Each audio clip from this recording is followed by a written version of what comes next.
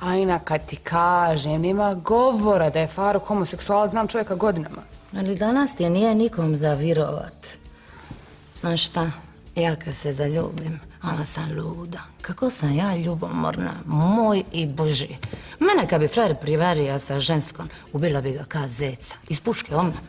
A kad bi me privarija s frajerom, ubila bi mu oca. Što oca? Zato što je debil napravio debila kako ide mene varat, mislim. Marija, daj nešto mojim djevojčicama da popiju, žedne su ko kamile.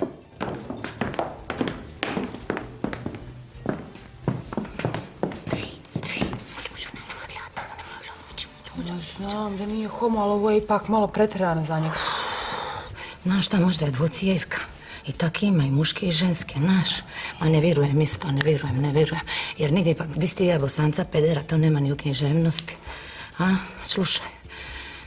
Koje su ovo dvije štrace s njim? Vidi kako, meni.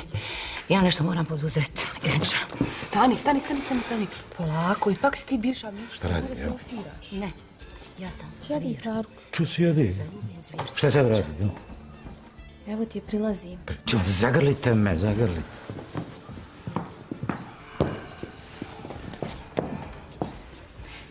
Faruk. Jel se ti mene sjećaš? Ajna!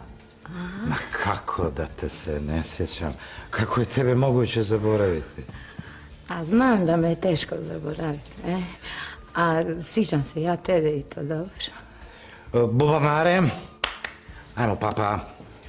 Ajna, sjedi.